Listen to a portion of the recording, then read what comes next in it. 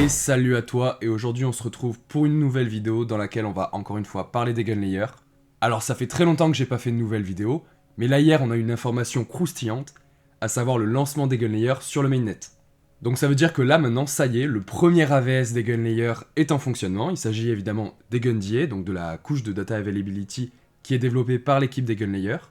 Et nous de notre côté, on va enfin pouvoir déléguer nos ethers restakés à des opérateurs qui vont ensuite aller valider les différents AVS. Alors attention, du coup, on est un petit peu obligé de déléguer, puisque si on ne délègue pas, maintenant, on ne gagne plus de points, on n'est plus considéré comme un restaker actif. On a quand même le temps, mais ne pas attendre 1 ou 2 mois, quoi. Bon, on a quand même un petit problème, c'est que la délégation va fonctionner sur un système de tout ou rien.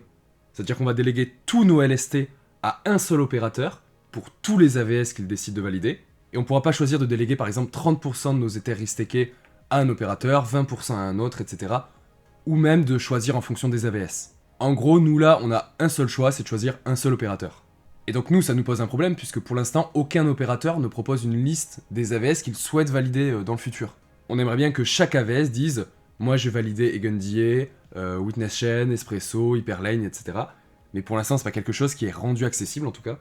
Cependant, la majorité des gros opérateurs sont des opérateurs professionnels qui font tourner des dizaines d'opérateurs sur des dizaines de réseaux différents. Donc on peut quand même s'attendre à ce qu'ils aient les moyens pour valider la grosse majorité des AVS sérieux. Ce que j'appelle les opérateurs pros, ça va être par exemple des choses comme Staked, Chorus One, Instones, Kiln, Allnodes, etc. quoi. Bonne nouvelle si tu es passé par un protocole de LRT comme Etherfi ou Renzo, c'est que ça va être fait au niveau du protocole, donc là tu n'auras absolument rien à faire. En même temps, ça peut être un petit peu contraignant, puisque du coup ça signifie que c'est le protocole lui-même qui va décider de ce que tes fonds vont permettre de sécuriser. Pour l'instant, on a un seul AVS qui est ouvert à la validation, mais on peut imaginer par exemple que l'airdrop d'Hyperlane soit réservé en partie aux risk-takers qui auront délégué des fonds à des opérateurs qui vont ensuite valider Hyperlane. Donc si ton opérateur ne valide pas un AVS qui t'intéresse, ça veut dire que tu pourrais potentiellement rater l'airdrop, ou rater une partie de l'airdrop. Pour ça, encore une fois, on va se diriger vers des AVS qui sont quand même les plus pros possibles, qui ont une bonne réputation, qui ont beaucoup d'abonnés sur Twitter, etc. Si tu veux partir sur des choses un peu plus exotiques, pour l'instant c'est pas très grave dans le sens où le slashing n'est pas encore activé. Donc c'est-à-dire que même si ces opérateurs font un petit peu n'importe quoi, parce qu'on les connaît pas, ils ont pas assez d'expérience, etc., tu ne vas pas perdre tes fonds, en tout cas au début. Mais en même temps, les frais de transaction pour aller déléguer tes ethers restakés sont de l'ordre de 20 à 30 $. Donc si possible, on préférerait le faire une fois et ne plus jamais y penser. Donc moi, je vais pas me diriger vers des opérateurs un petit peu étranges, je vais aller vraiment sur des gros opérateurs qui sont connus, qui ont un historique, etc. D'autant plus qu'il faut, pour être un validateur actif, être dans le top 200, un petit peu comme sur certaines chaînes Cosmos, où ton validateur est obligé d'être dans le top 100 pour être actif. Pour l'instant, ça pose pas problème parce qu'on n'a pas encore les 200 validateurs qui sont enregistrés. On doit en avoir à peu près 150, je crois. Mais moi, je me méfie par exemple de Egan Yields. C'est quelque chose que personne ne connaît. Hier, au moment de l'annonce, les mecs avaient, je crois, 7 abonnés sur Twitter. Et en fait, ils ont mis le mot airdrop et du coup, ils se retrouvent avec 25 000 ethers délégués. Alors encore une fois, pour l'instant, ça va pas vraiment poser problème puisque t'as pas de slashing. Mais même s'il y a le mot airdrop, j'ai vraiment pas envie de prendre le risque de déléguer mes fonds, de devoir les bouger ensuite, etc. Alors moi, je vais choisir Infinite Stone, qui est un opérateur qui est solide, qui a un bon historique, qui est très suivi par plein de gens que je suis sur Twitter, qui est disponible sur de multiples réseaux.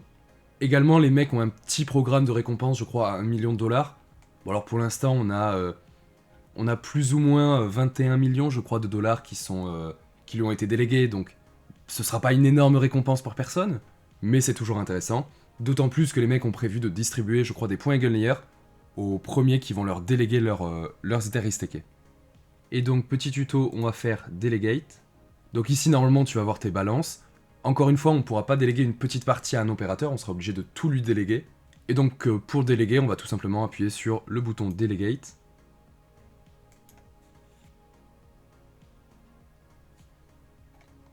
Bon là j'ai une notif un petit peu étrange, mais normalement c'est passé. Et donc maintenant, ça y est, j'ai délégué mes ethers restakés à Instones.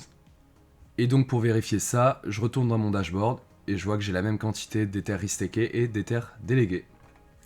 Du côté des news, on a EgunDA qui, ça y est enfin disponible. Alors pour le moment c'est uniquement une version bêta, donc en réalité elle n'est pas réellement utilisée actuellement. Et donc les roll-up qui vont utiliser EigenDA sont toujours eux en testnet.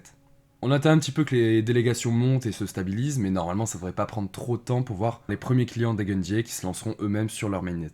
Pour les autres AVS, on n'a pas encore trop d'informations, mais là aussi ça devrait prendre quelques semaines, quelques mois maximum. Et tant qu'à faire, on peut aussi revenir sur l'airdrop d'Etherfi qui s'est très bien passé. Alors moi en réalité j'ai vendu par là, donc j'ai vendu quasiment au plus bas vu que je m'attendais à ce que ça diminue encore plus. Ce qui fait que j'ai raté le x2,5 qui a suivi derrière. Mais même en vendant très très mal, ça m'a déjà remboursé l'intégralité de ce que j'avais misé à la base sur Pendle. Donc Pendle au final ça s'est avéré être une stratégie qui était extrêmement rentable. Surtout que là pour l'instant on a eu un seul airdrop. Bon du côté de Pendle, moi je suis sorti à peu près à ce point là. Puisque je trouvais quand même qu'il était vachement cher. Le fait que l'airdrop d'Etherfi était aussi bien marché, ça a amené énormément de gens sur cette stratégie. Ce qui fait que les prix des YT ont explosé, alors que normalement ils étaient censés plutôt descendre de manière paisible jusqu'à leur mort. Si ça baisse vraiment beaucoup, je rachèterai, sinon c'est pas grave. J'en ai en natif, j'en ai sur d'autres protocoles, j'en ai sur Renzo, etc. Mais ouais, c'était une stratégie qui a été hyper juteuse. Et là, les gens commencent donc vraiment à se rendre compte que Eigenlayer, le restaking, etc., ça va être une mine d'or au niveau des airdrops. Et si on regarde les 13 premiers protocoles qui pourraient faire un airdrop d'après la liste de Defilama, on a en premier Eigenlayer, en troisième Etherfi qui donc va avoir un deuxième airdrop. Ici on a Renzo, ici on a Zircuit qui je crois fait partie des protocoles de DeFi qui utilisent des LRT. Ici on a Puffer, ici on a Kelp, ici on a Swell, ici on a Stakestone. Donc vraiment c'est une radia quoi, vraiment.